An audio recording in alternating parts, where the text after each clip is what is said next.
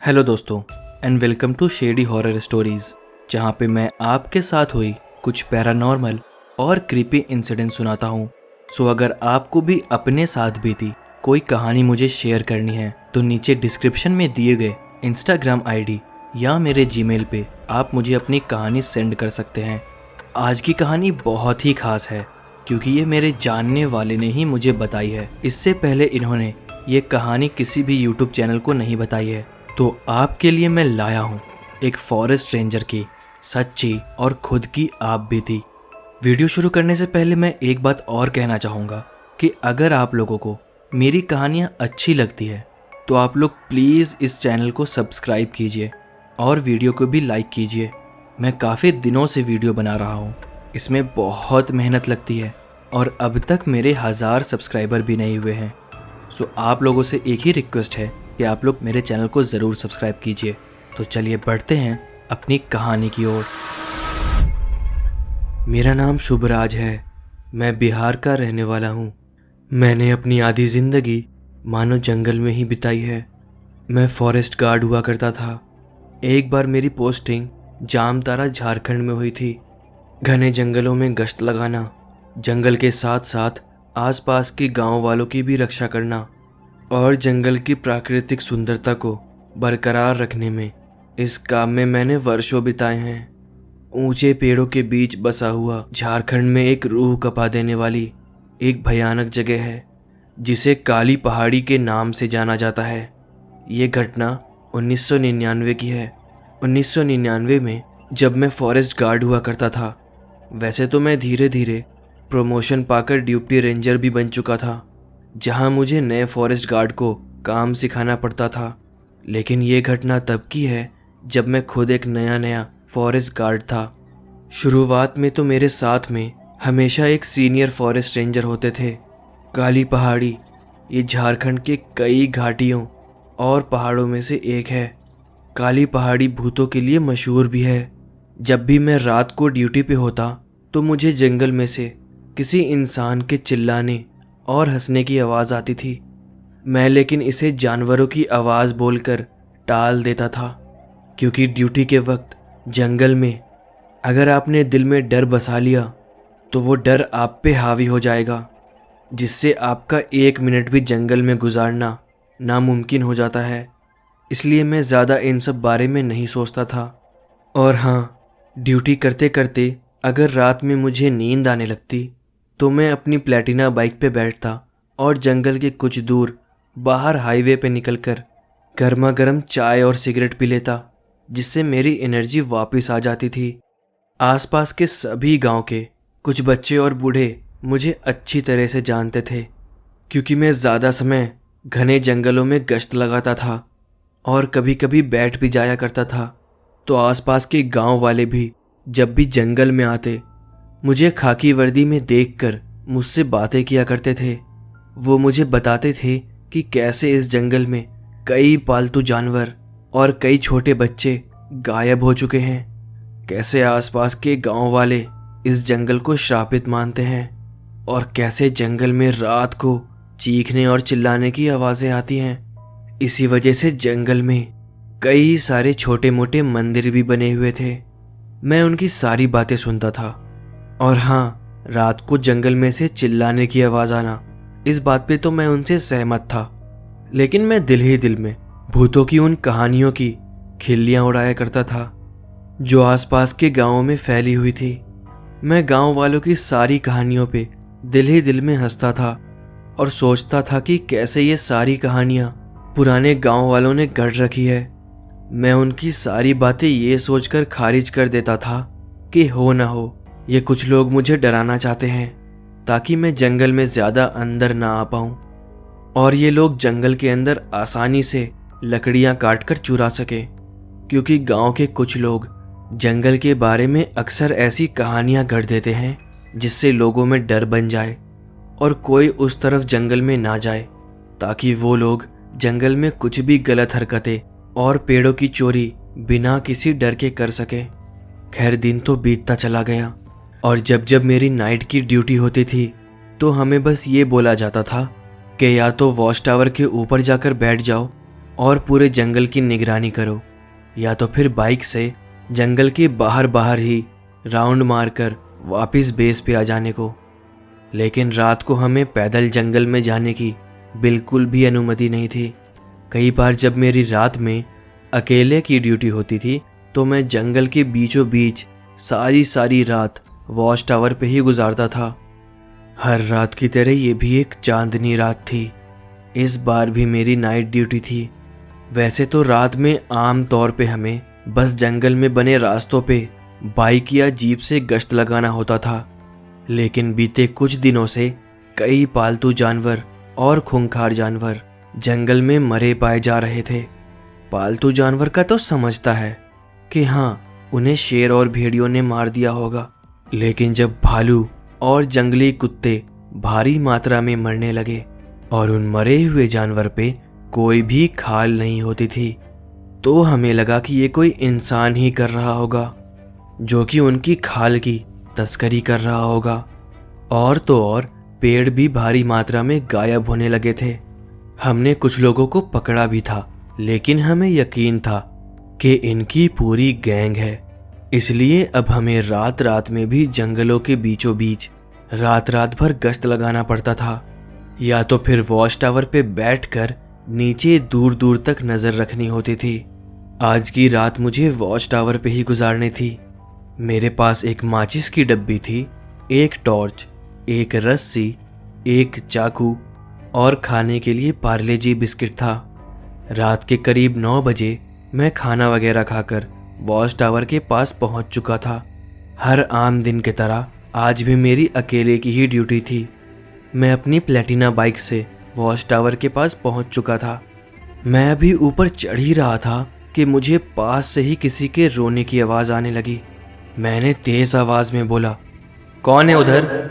और मैं बजाय के वॉच टावर के ऊपर चढ़ता, मैंने पैदल ही उस आवाज़ का पीछा करना शुरू कर दिया।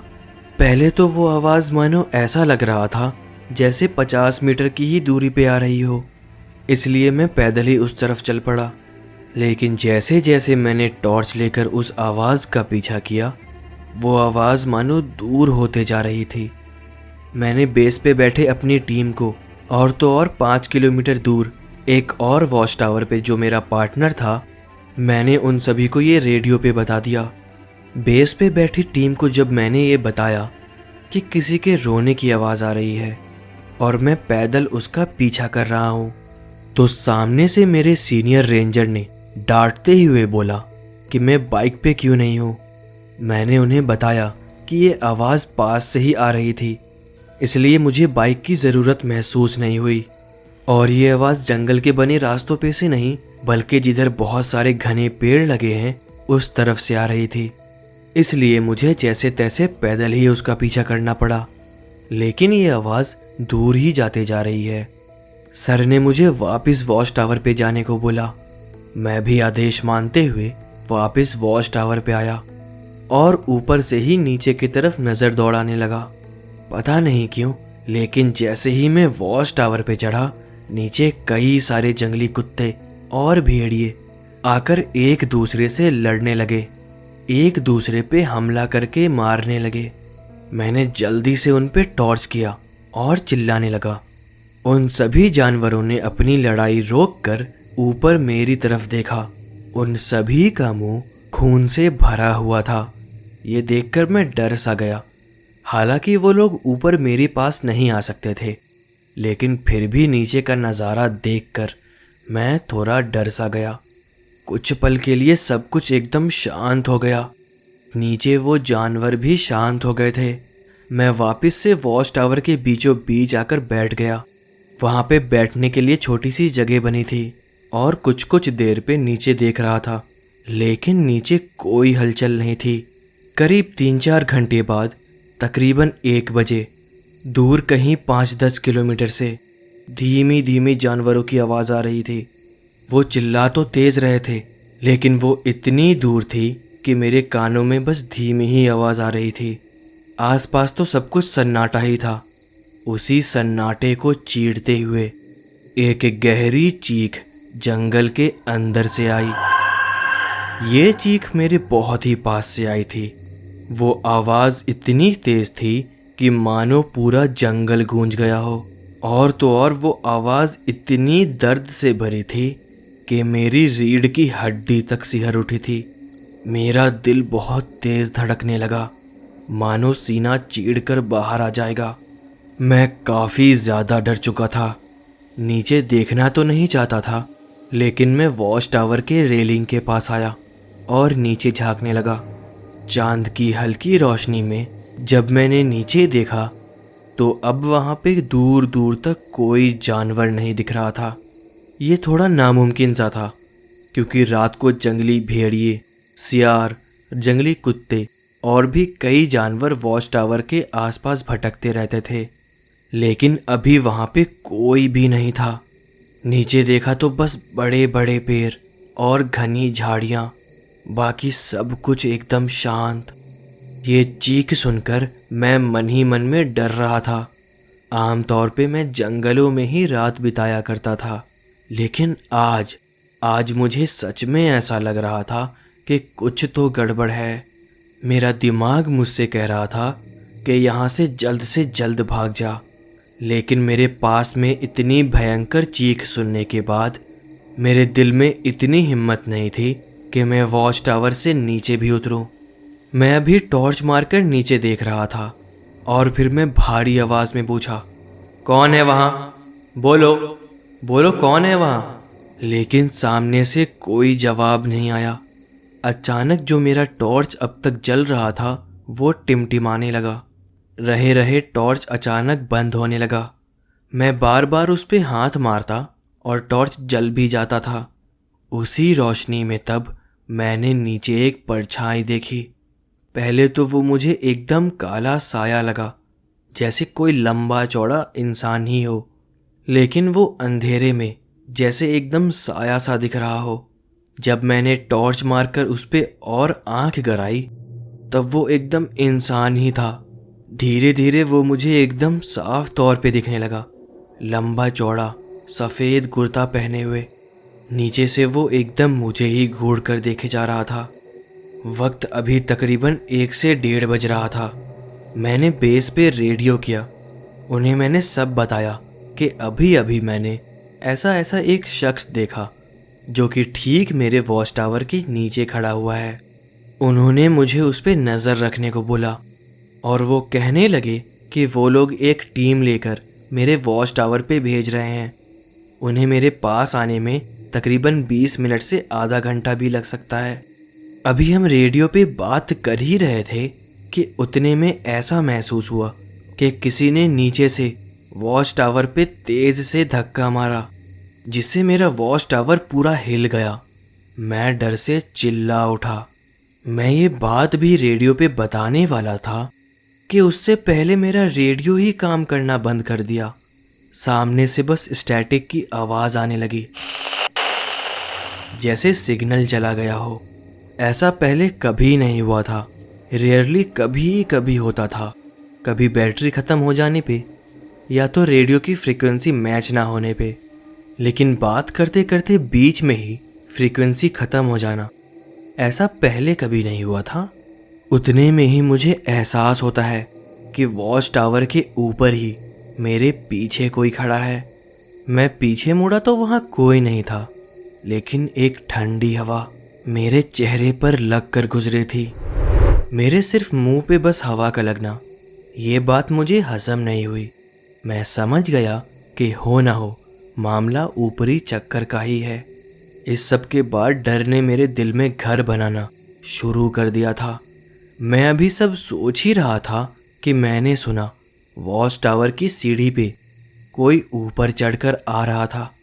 एक बार को मुझे लगा कि रेडियो पे कॉल सुनकर मेरे साथ के ऑफिसर्स आ गए, लेकिन ना तो किसी बाइक की आवाज़ आई ना किसी जीप की। और तो और उन्होंने तो मुझे सामने से आधे घंटे का बोला था। अभी तो बस 2-4 मिनट ही हुए थे। मैंने झांक कर नीचे देखा, मेरे नीचे झांकने पे आवाज़ भी बंद हो गई और तो और कोई नीचे दिखा भी नहीं। ऐसा कैसे हो सकता है?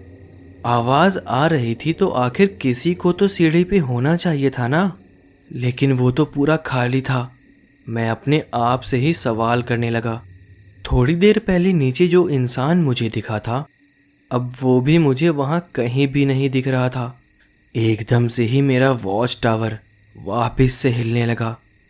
इस बार ऐसा लगा मानो भूकंप ही आ गया हो। मैं जोर जोर से भगवान का नाम चिल्लाने लगा, लेकिन वॉच टावर का हिलना नहीं रुका। ऊपर से मैंने दूर कहीं देखा, गांव की तरफ से एक जीप जंगल की तरफ आ रही थी, जिसकी हेडलाइट मुझे दूर धुंधली से दिख रही थी।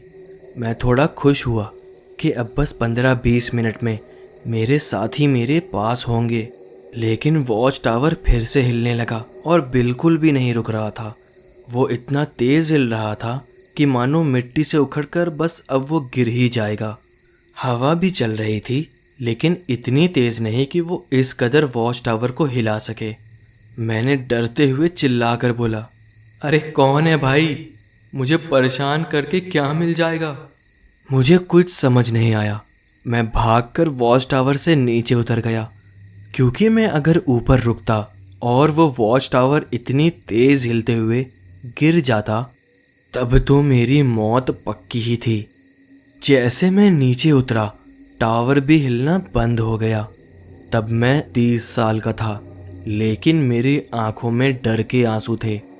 इतना बड़ा होने के बाद भी और इतना नीडर होने के बाद भी आज मेरी आंखों में डर के आंसू थे, क्योंकि वो हालात जो मैं एक्सपीरियंस कर रहा था वो आप सोच भी नहीं सकते। मैं इतना बहादुर होने के बावजूद आज डर चुका था। नीचे आकर मैं सोचने लगा कि अब मैं करूं तो क्या करूं। मैं अपनी बाइक पे बैठा और वहां से भागने का सोचा, क्योंकि आप एक इंसान का मुकाबला तो कर सकते हो जो आपको दिख रहा हो, लेकिन आप किसी अनदेखी शक्ति से मुकाबला नहीं कर सकते। मैं बाइक पे बैठकर किक मारने लगा, लेकिन मेरी बाइक चालू होने का नाम ही नहीं ले रही थी। पहले के बाइक में पीली लाइट होती थी, जो बाइक चालू होने पर ही जलती थी। आज की तरह नहीं कि बाइक बंद होते हुए भी हेडलाइट जल जाए। और तो और मेरे पास जो टॉर्च थी उसने भी काम करना बंद कर दिया था। जंगल में बिल्कुल अंधेरा हो रहा था। बस थोड़ी बहुत जो चांदनी रात में आसपास का देख पा रहा था, उसके अलावा कुछ नहीं दिख रहा था। मैं किक मारता रहा और बाइक स्टार्ट ही नहीं हुई। अंधेरे में मुझे और ज़्यादा डर लगने लगा। बार बार ऐसा महसूस होता कि कोई मेरे आसपास से गुजर जा रहा है। एक हवा सी मेरे चेहरे पे लगती और वापस गायब हो जाती। पता नहीं ये आम हवा थी या सच में कोई साया मेरे आगे पीछे कर रहा था। आसपास ही पड़े मैं कुछ सूखे पत्ते इकट्ठा करके जल्दी से उसमें माचिस से आग लगाने लगा, लेकिन उतने में ही मेरे ठीक 10 से 15 कदम की दूरी पे एक साया दिखता है। मैं बिल्कुल सुन्न पड़ गया। मेरे दिमाग में आ रहा था कि मैं भागूं, इतना तेज़ भागूं कि बस भागता ही चला जाऊं, लेकिन मेरे कदम पूरे सुन्न पड़ चुके थे। मैं एक ही जगह पे जम सा गया। मेरी सांस मेरे गले में ही अटक गई। मैं उस साये को घूरे ही जा रहा था। उसका रूप बिल्कुल इंसानी था, लेकिन पूरा काला। उसकी कोई आंख नहीं थी। आंख की जगह पे एक खड्डा मैं साफ देख पा रहा था। उस साये की आंख ना होने के बावजूद मुझे ऐसा लग रहा था कि जैसे वो मेरे अंदर तक मुझे देख पा रहा है। मैं जानता हूँ मेरी बातें थोड़ी अटपटी लग सकती हैं, लेकिन मैं महसूस कर पा रहा था कि गड्ढे जैसी आंख होने के बावजूद वो मेरे अंदर तक देख पा रहा था, जैसे वो मेरा दिमाग पढ़ पा रहा हो। जैसे मैं जमकर खड़ा हुआ था, वो काली परछाई मेरे पास आने लगी। उसके पैर होने के बावजूद वो ज़मीन से आधी फीट ऊपर था। वो हवा में फ्लोट कर रहा था। उसे पास आता देख मेरी रग रग में एक दहशत फैल गई। मेरा दिमाग मुझे बस बार बार भागने को कह रहा था, लेकिन मेरे शरीर ने मेरा साथ नहीं दिया।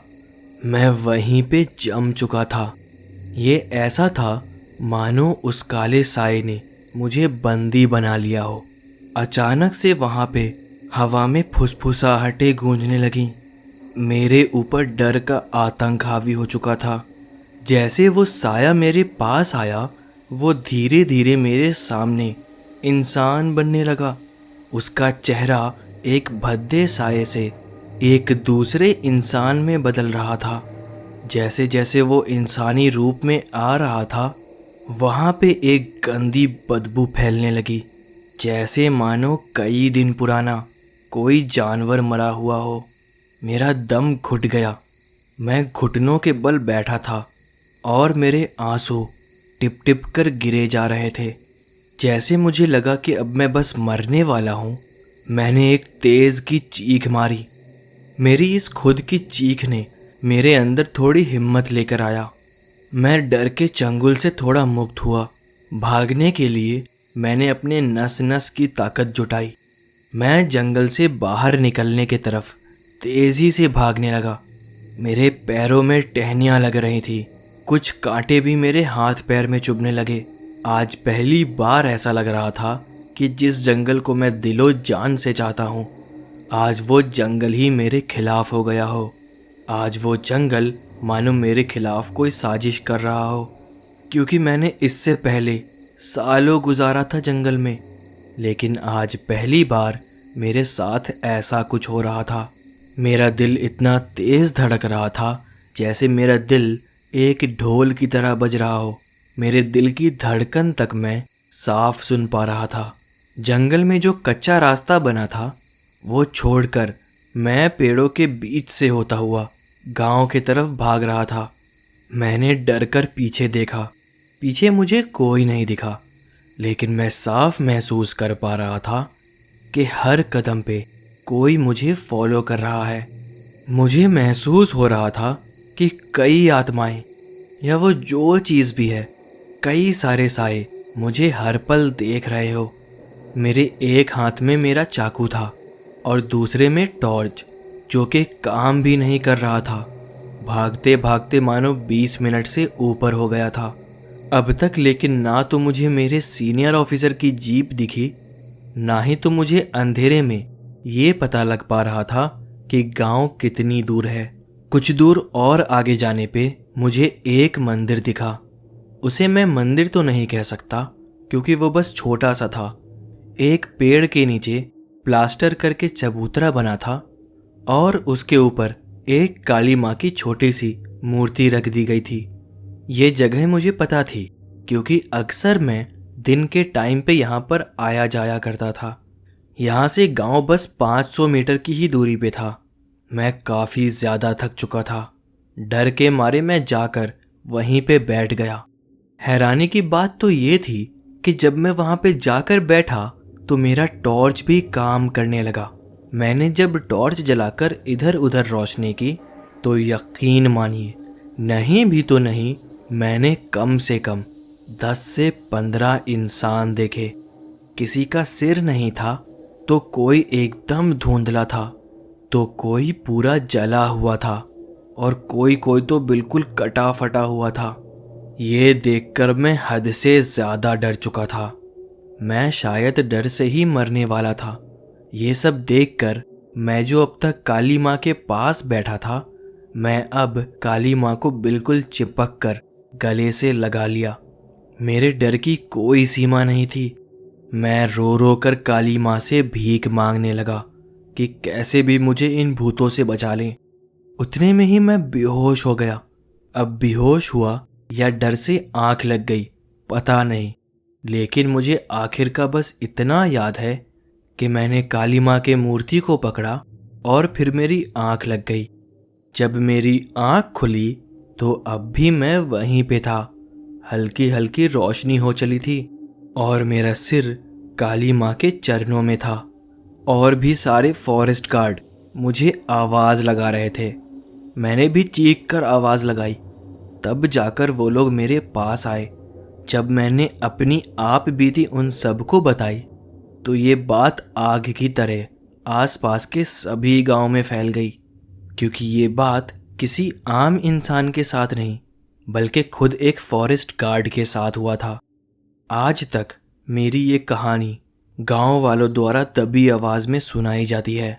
कई लोगों ने बोला कि जब मैंने काली माँ का दर्शन किया तो उन्होंने ही मुझे नींद में डाल दिया और मेरे नींद पड़ जाने के बाद उन्होंने उन भूतों से मुकाबला किया। अब इस बात में कितनी सच्चाई है ये तो मुझे नहीं पता, लेकिन आज भी जब मैं सोचता हूँ तो मैं यही सच मानता हूँ कि उस रात अगर मुझे किसी ने बचाया तो वो काली माँ ही थी। और जहाँ तक था वो जानवरों का मरना और उनके ऊपर से चमड़ियों का गायब हो जाना, वो हो ना हो उन भूतों का ही किया धरा था। और शायद उस रात मैं उनका शिकार था। ये बस भगवान की कृपा है जो इतना सब होने के बाद भी मैं वहाँ से बच निकला। हमारे कई ऑफिसर्स ड्यूटी करते वक्त मारे जा चुके हैं और उनमें से ज़्यादातर ज़ख्मी हालत में ही मिलते हैं, लेकिन ये बताने वाला कोई नहीं रहता कि उनकी मौत सच में जानवरों द्वारा हुई है या किसी आत्मा, भूत प्रेत, जिन जिन्नात द्वारा। अभी कुछ साल पहले ही हमारे कुछ ऑफिसर्स काली पहाड़ी पे मारे गए। न्यूज़ तो ये आई थी कि उन्हें शेर, भालू और जंगली जानवरों ने मार दिया, लेकिन मैंने अक्सर देखा है कि जंगली जानवर भी फॉरेस्ट गार्ड को अटैक नहीं करते। हाँ, वो करते हैं, लेकिन उन्हें खतरा महसूस होने पे। लेकिन जानवरों को भी इतनी समझ है कि एक फॉरेस्ट गार्ड वहाँ पे अपनी ड्यूटी करके जंगलों की और खुद उन जानवरों की रक्षा कर रहा है। काली पहाड़ी को मैं बाघों भी जानता हूँ। जानवरों से ज़्यादा उस जंगल में भूतों का राज है। आशा करता हूँ दोस्तों आपको मेरी कहानी पसंद आई होगी, और अगर आपको पसंद आई है तो आप इस चैनल को ज़रूर सब्सक्राइब कर लीजिए ताकि आने वाली वीडियो आपसे मिस ना हो। आप मेरी और भी वीडियोस मेरे चैनल पे देख सकते हैं जहाँ पे मैं लोगों की कई सारी सच्ची आप बीती शेयर करता हूँ।